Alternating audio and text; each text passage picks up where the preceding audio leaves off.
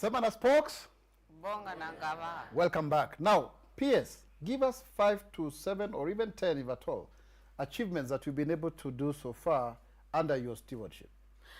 One, we have said that we have continued to come up with the institutions because we want to encourage access. So since I have been in this State Department, we have continued with the help, of course, of the government to continue coming up with the institutions where our young people are going to train. Number two, we have we stopped training. We have stopped training our young people on theoretical space, and we embraced what we call competency-based education and training entirely since September 2023. What does that entail? Competency-based education and training. CBET. We are looking at training our young people on the skill sets.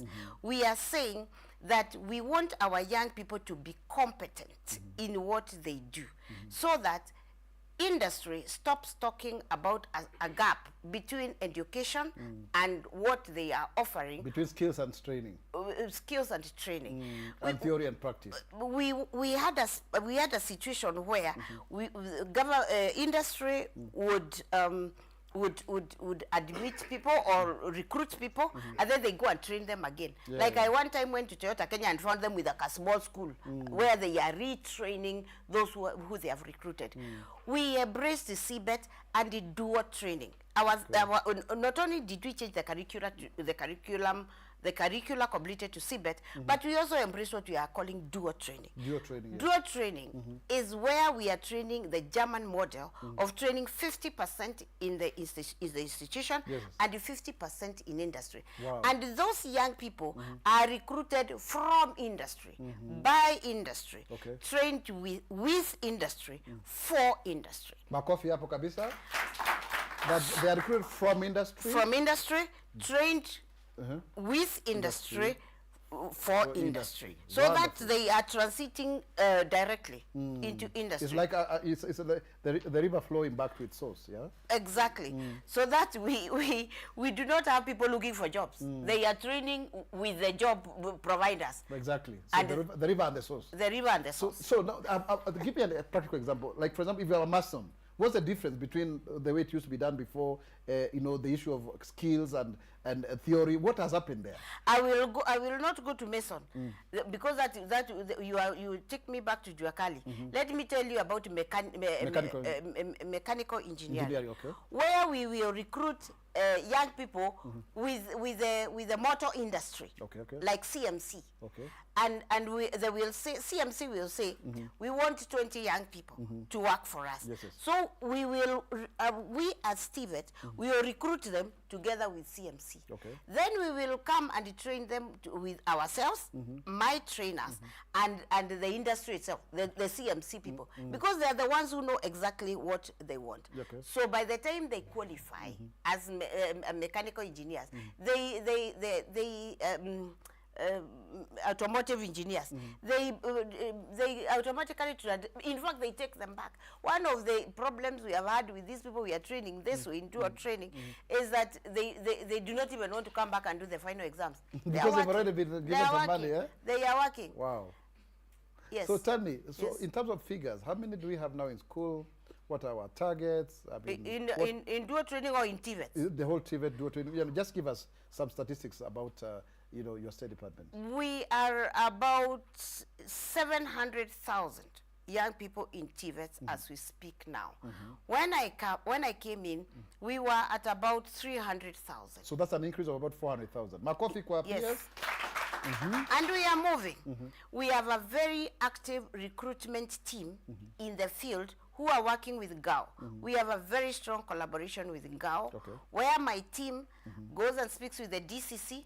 The DCC speaks with the ACCs, the chiefs and the assistant chiefs, and they have conversations. By the end of that conversation, we have several young people recruited to our institution. Wonderful. So, PS, let me now, because we have heard from you, and you have really motivated many people, let's now turn to this other side and hear what the audience has to say, because this is Sema na Spox. Bonga na Gava. This is Sema na Spox. Bonga na Gava. Over to you. Thank you very much. My name is John Akola, Chief Principal, Kisii National Polytechnic. Madam PS, one of the achievements of the State Department is the recognition of prior learning, which is a transformative initiative of the government in an effort to promote inclusivity, recognizing the informal and non-formal skills. Yes. And also create a new pathway to certification and employability. Might be what I can ask is the measures the State Department has put to create awareness, because this is a very important initiative which the government has come up. Yes. Thank you. Makofi. Let's come to question number 2. Number 2, yes. Over to you, madam. Introduce yourself and straight to the question. Or comment, yes. Madam PS, I'm Jane Wanyoike, and I'm from RPL Delivery Unit. So I would want to ask this question. The quality of any certificate, whether academic or professional, is determined by many factors, including the institution that is issuing it, the processes used, and so on. What are TVETs doing to ensure that the RPL certificate is recognized just like any other certificate? Thank you. Thank you, Makofi. Let's come to question number 3 or comment. And Madam PS, my name is Stanley Maindi, Director, Recognition of Prior Learning Delivery Unit. One of the most trending programs under your State Department is recognition of prior learning. And the demand for RPL services has been growing rapidly. What measures has your State Department put in place to ensure that these services reach all parts of the country? Thank you, Makofi. Next.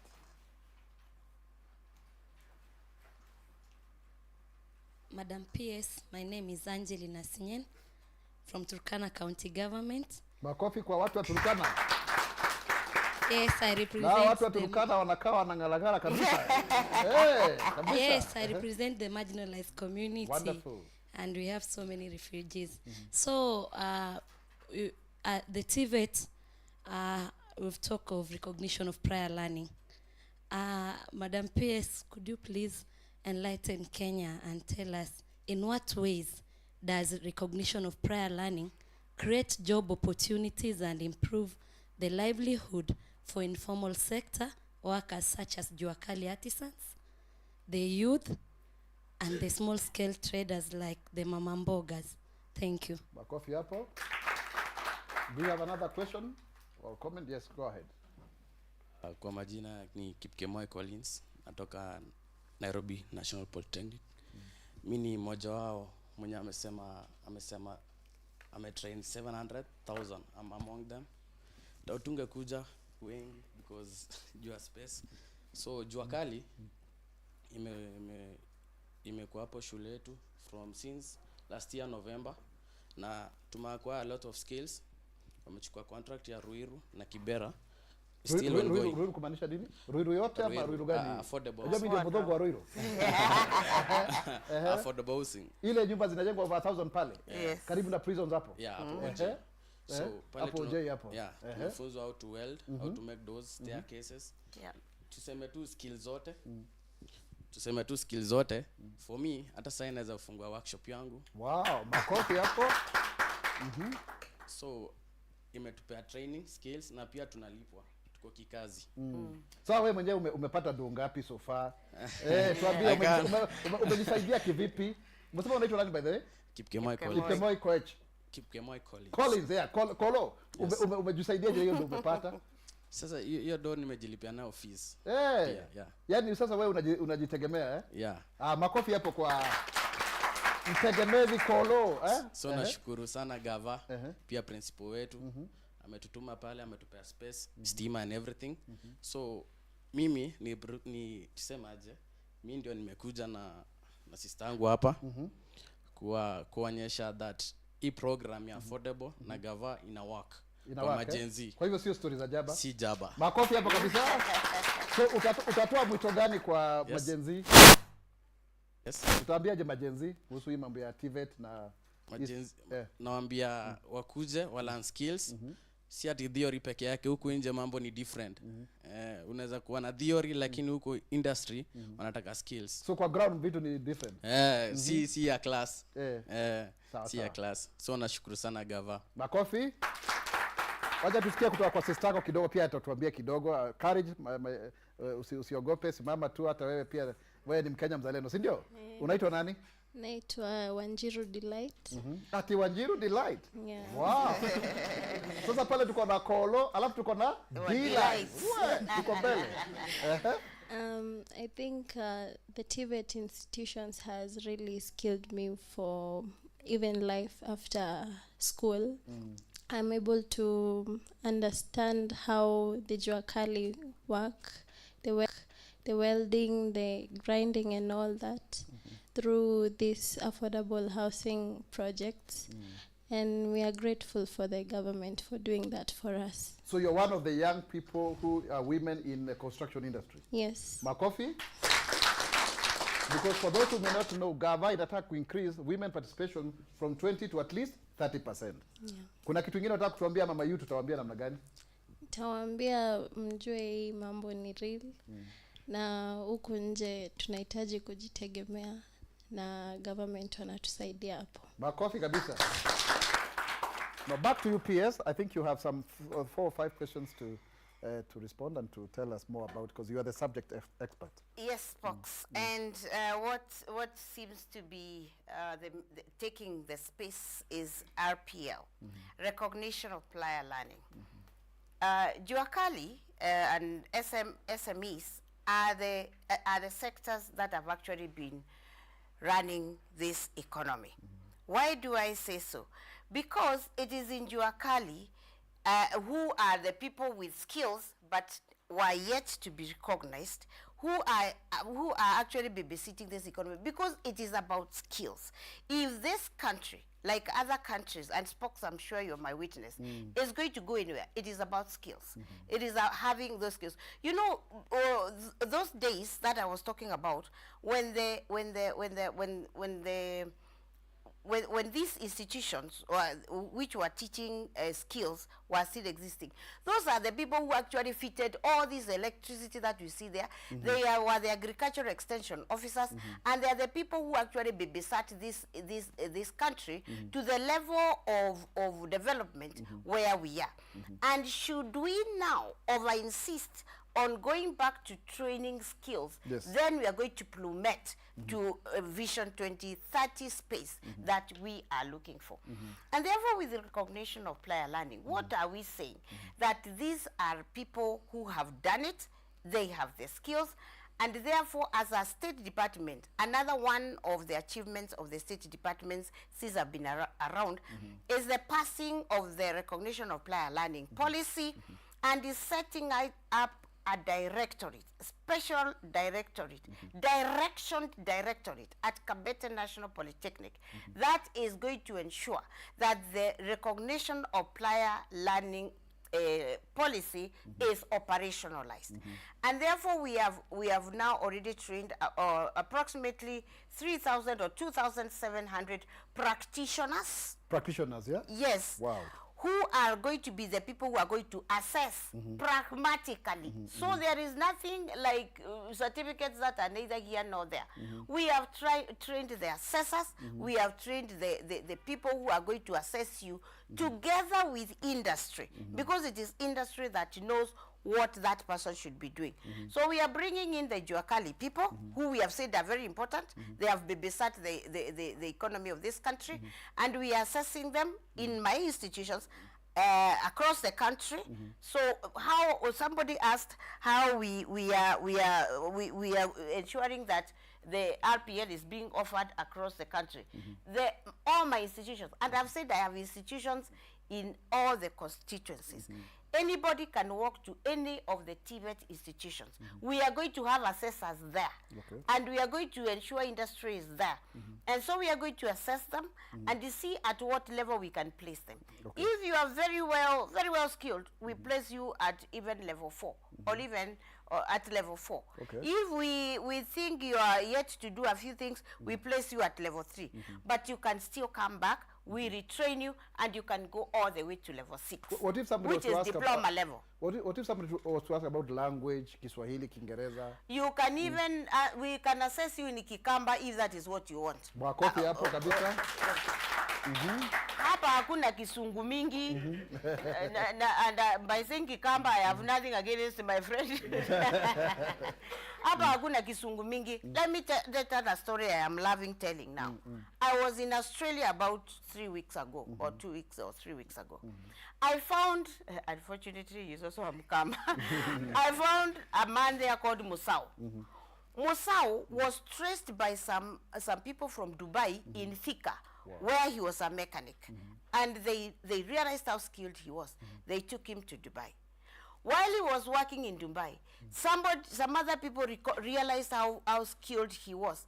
And they assessed him through cameras while he was in Dubai, with some cameras while they're in Australia.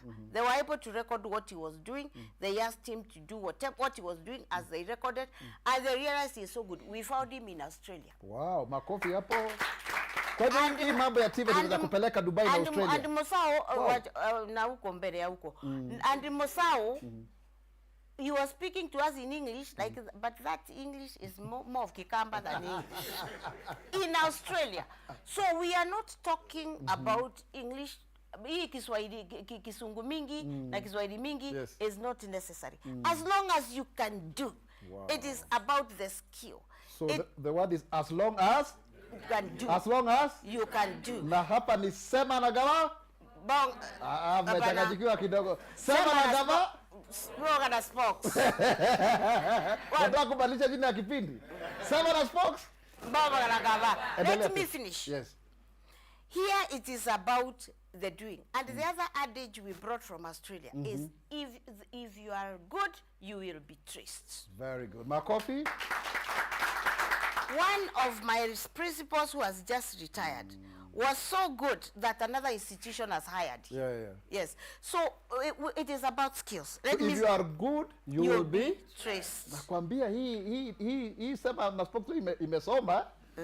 Unasikia hiyo kizungu? If you are good, let me tell you another one. Theory is practically useless if there is nothing you can do with it. Wow. Theory is practically useless if there is nothing you can do. Wonderful. And if you are good? You'll be traced. Wonderful. Closely related to that, I don't even know whether I have answered these questions. Keep Kemoi, thank you very much. Affordable housing and ourselves. We have set up a space at the Nairobi National Polytechnic where we are doing the welding as we train our young people, and they are being paid because those windows, those doors, all those are going to the affordable housing space. All right? So we are using that space to both train our young people and keep her said, let me say keep to be on the safe side, keep her said, he is also earning in the process. So that collaboration between affordable housing and the TVET is very pertinent. And at the same time, we are collaborating with them so that once they are in the affordable housing and they are doing bricklaying, we go there with the industry, we assess them and we certify them. Wonderful. And the certifiers, some of them are here. Wonderful. Ajeline, Turokana, how does it create jobs? Have I answered you therefore? Yes. Kipkemoi, we have answered you over the across all parts of the country. I've answered all the questions. Let me add one more. In line with if theory is practically useless. In my department now, Spox, we have broken the curricula into skill sets, and that is what I was talking about earlier on. So that now we are training in modules. We start you with module 1. Okay. And you can only go to module 2 once you have qualified to go to once you have qualified at module 1. And we are sure you are very good at what we have trained you at module 1. Okay. What are we saying? If you are in civil art building, it is my favorite. We start you with a space, you know what they dig and prepare down there. Yeah. Then we come to bricklaying. Then we come to plastering. And by the time 3 months are over, Yes. we make sure you have at least 3 skills. Okay. We certify you. So you can be a mason, you can be a... So you can be a bricklayer, yes, a mason. You can be a painter, and you can also be Into a plaster. Mutu a plaster. Very good. After all, nobody goes to huku kwa mijengo kufanya sijui kila kitu. Si wewe unatafuta mtu wa mason. Ni kweli. Alafu utafuta mtu wa kufanya plastering. Kweli. So Ama we wengine wa want them, tiles, yeah. we want them, if we are in Meru National Polytechnic, we are training them in gypsum technology. Wow. And some university students, when they are not busy in class, they have been coming to Meru National Polytechnic. One of them told me that since I went to Meru National Polytechnic and I was able to do gypsum technology very well, sasa ninakulanga na kijiko kubwa. Wow. Makofi kabisa. Thank you very much, PS. I think let's pause there and go to the social media site. Tusikie watu huko majenzi wa mtandao. Sasa hapa ni kwa mahewa. Tusikie kwa mtandao wanasema nini. Over to you, engineer naitwa Kawangware Finest. Tumpigie makofi huyu engineer wetu hapa. Engineer wa mitambo. Thank you very much on the social media. And by the way, we are on TikTok, spokesperson GOK. We are also on X, spokesperson GOK. We are also on YouTube. We are also on ingine naitwa gani? Facebook. Yote iko hapo. Kwa hivyo tuangalie hapo. Yes, over to you. There are 5 burning questions to Dr. Esther Moria. Question number 1 comes from Simiyu Bukeko from Shinyalu on Facebook. Is asking, are private TVET colleges recognized? Question number 2 from on TikTok, someone called Precious Sharon George Awor from Migori County. She's asking, can TVET graduates join university later? On X, someone called at Kiprono Emmanuel from Kipkelion, Kericho County, is asking, how long do TVET courses take? Another one from Kisii National Polytechnic on Twitter, Omwamba Moronya Omwaro, is asking, is help available for TVET students? Then lastly, on X, Fatma Hassan from Mombasa County, she's asking, what are the minimum qualifications to join a TVET institution? Back to you. Number 1, Simiyu. Private TVETs, yes, are recognized. We register all TVET institutions through our TVET authority, which is right here in Nairobi.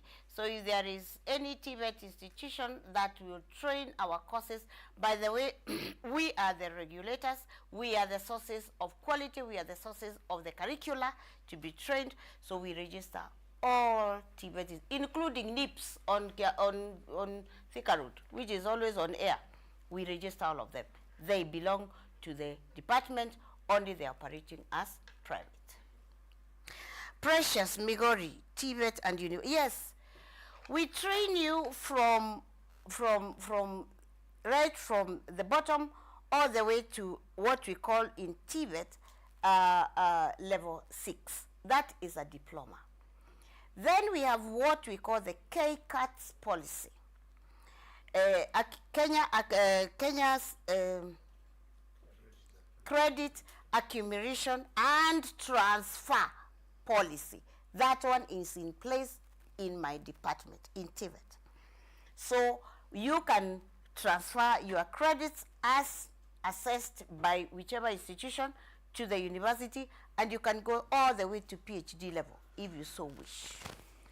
In fact, about 10,000 young people who qualified to go to the university this time round are starting with TVET. They opted to join TVET. So they will come, they will get their diplomas, and if they so wish, they can proceed to the university. When I was lastly in northeastern Kenya, there were two people who were training there, but they were also in the university. They were partly in the university, partly training. They are there. How long do TVET courses take? They are now going to take a maximum of 1.5 years to diploma level. Because I have said we have now broken our curricula from module 1, module 2, all the way to module 6. And by the time you're in module 6, it's going to take a maximum of 1.5 years. But you can exit, come back as you wish. And this is in place from May this year, and that is how long it is going to take. You can be in TVET for 3 months or for 1.5 years. It is all dependent on you. But before you go from module 1 to module 2, you must be qualified in module 1. Omwamba, help. Yes, everybody qualifies as long as you are in a college in Kenya. Doesn't matter which, you qualify for help loan. Fatima, minimum qualification to join TVET. The entry behavior to TVET now is the same. Whether you have an A or an E or a class 8 qualification, the entry behavior is the same because you start at module 1. All of you. There is no admission to level 6, admission to level 5, there is no admission to levels. It is to module 1.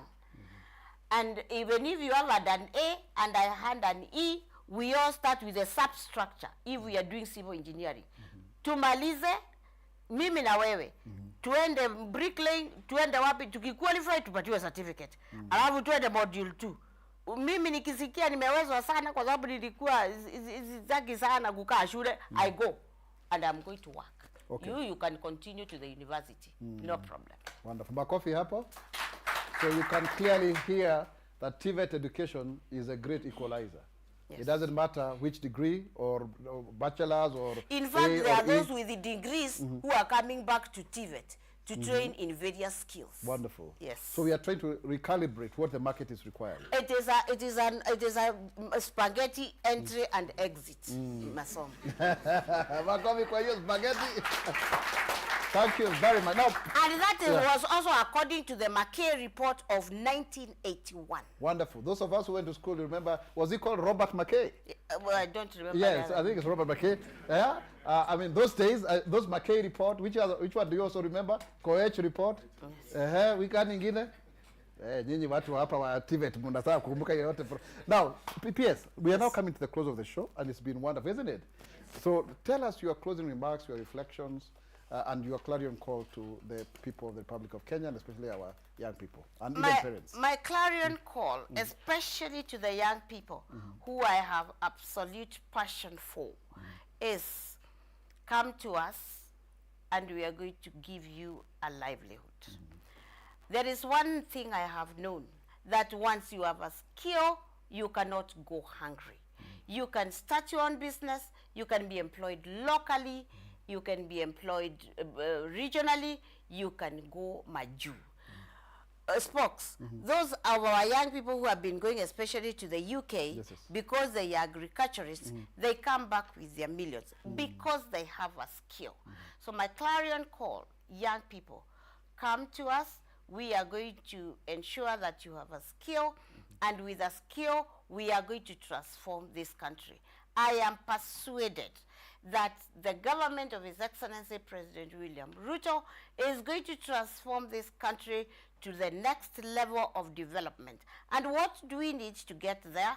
Like Germany, like South Korea, like the Tiger 5. It is the skill, and the skill, and the skill. Myself, as the Department of TVET, we are prepared to produce those skills for Kenya. It is my desire that young people come and we are going to skill you. Makofi. So now, we have come to the end of this great program.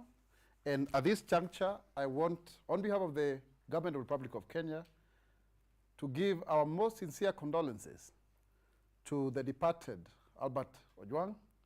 And the government will do its best through IPOA to do the investigations that are required to bring that matter to rest. This has been Sema na Spox, Bonga na Gava. Mimi ni Mkenya mzalendo. Je, wewe? Mimi ni Mkenya mzalendo daima. Asante sana.